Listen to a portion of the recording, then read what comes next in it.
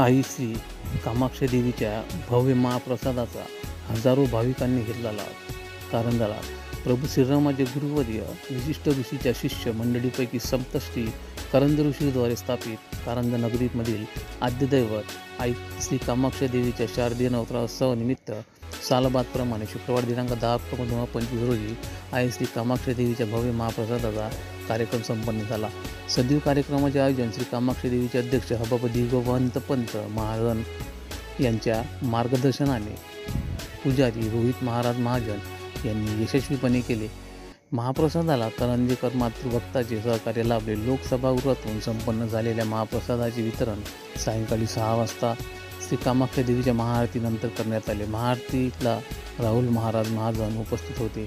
श्री कामाक्षा देवीचे मुख्य गोंधळी संजय महाराज कडोळे, कमलेश कडोळे, दिनेश कडोळे, अथर्व कडोळे, प्रतीक हांडे आदी सबड तुंतुणे आदी गोंधळी वाद्याचा गजरात महाआरती केल्यानंतर सायंकाळी 7 वाजता महाप्रसादाची सुरुवात करण्यात आली.